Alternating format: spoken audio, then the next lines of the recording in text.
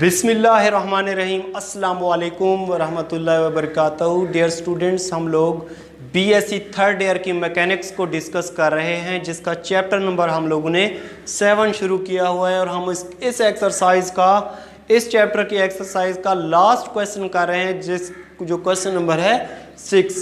इसमें कहता है कि find the radial and transverse component of acceleration. Radial और transverse component of acceleration find out करें of particle moving along circle. कोई पार्टिकल है जो सर्कल की शक्ल में मूव कर रहा है और यहाँ पे इक्वेशन दे दिया उसने सर्कल की। ये सर्कल की इक्वेशन है with constant angular velocity c, और कांस्टेंट एंगुलर वेलोसिटी c की उसने कह दिया कि वो किसके बराबर है, c के बराबर है।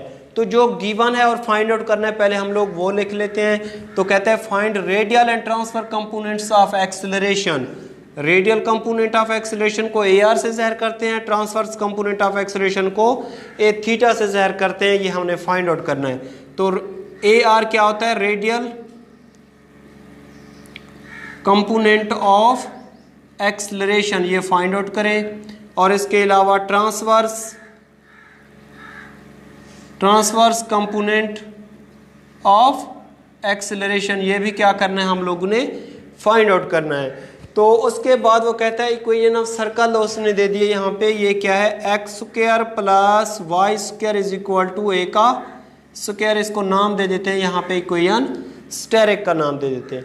वो कहता है with constant angular velocity c, मतलब ये कि कांस्टेंट एंगुलर वेलोसिटी क्या होती है कि जो थीटा का डेरिवेटिव होता है D theta over D T, वो किसके बराबर उसने दे दिया है, c के बराबर दे दिया है। मतलब ये कि वो थीटा का डेरिवेटिव कांस्टेंट एंगुलर वेलोसिटी के बराबर होता है, वो किसके बराबर है, c के बराबर है। तो अब हमने क्या फाइंड आउट करना है, इसमें से radial and transfer component of acceleration. तो सबसे पहले आप लोग क्या करेंगे, इनके फार्मूले लिखेंगे। तो we know that radial component of acceleration is equal to होता है r का double derivative minus r theta dash का स्क्वायर। मतलब ये कि कोई r होगा हमारे पास, उसका क्या करेंगे, डबल डेरिवेटिव लेंगे और थीटा का भी डेरिवेटिव लेके उसका स्क्वायर लेंगे और r से मल्टीप्लाई कर देंगे, तो हमारे पास रेडियल कंपोनेंट ऑफ एक्सेलरेशन आ जाएगा। ट्रांसवर्स कंपोनेंट ऑफ एक्सेलरेशन का फार्मूला क्या होता है, 2r dash theta dash plus r theta का डबल डेरिवेटिव। तो ये आ जाएगी हमारे पास इक्वेशन बी। तो ये हमने इनके फार्मूले लिख लिए।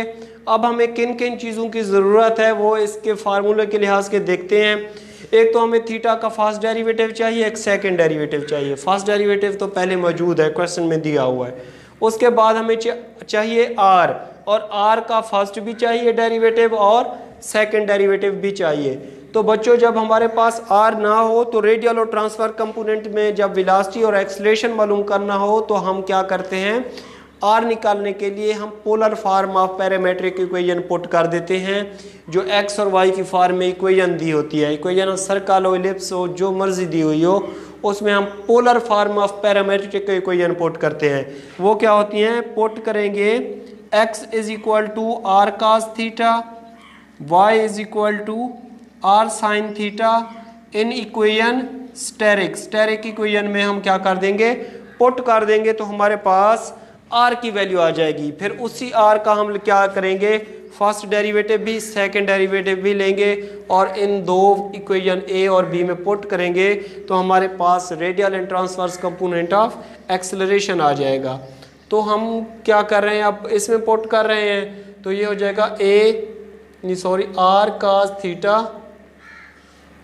x का स्क्वायर प्लस y की जगह पे r sin थीटा उसका square is equal to a का स्क्वायर। इन दोनों इसको ओपन करेंगे तो ये हो जाएगा r स्क्वायर का square theta plus r square sine square theta is equal to a का स्क्वायर। इन दोनों में से r स्क्वायर कॉमन ले लेंगे तो ये हो जाएगा cos square theta plus sine square theta is equal to a का स्क्वायर। बच्चों, ये फर्स्ट ईयर में आप लोग पढ़ चुके हैं कि cos square theta plus sine square theta किसके बराबर होता है, 1 के बराबर होता है। तो ये आ जाएगा a स्क्वायर।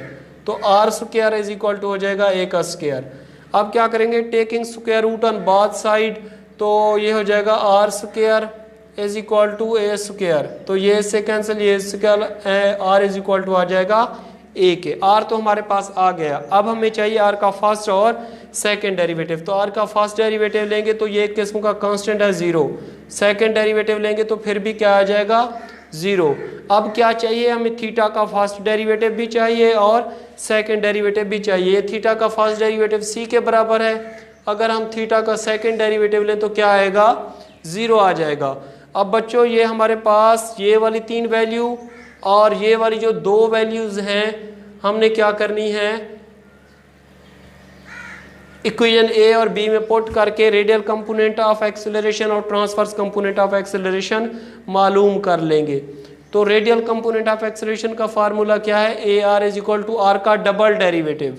आर का डबल डेरिवेटिव 0 आया माइनस आर किसके बराबर, ए आया और थीटा का फर्स्ट डेरिवेटिव उसका स्क्वायर, थीटा का फर्स्ट डेरिवेटिव किसके बराबर था, सी के बराबर, तो ये सी उसका स्क्वायर। तो हमारे पास रेडियल कंपोनेंट ऑफ एक्सेलरेशन कितना आया, माइनस ए सी का स्क्वायर, ये आ गया।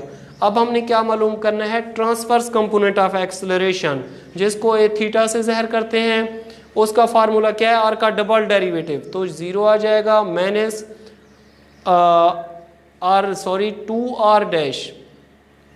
To r dash theta dash plus r theta का डबल डेरिवेटिव किसके बराबर है, 0 के, ये इसके बराबर।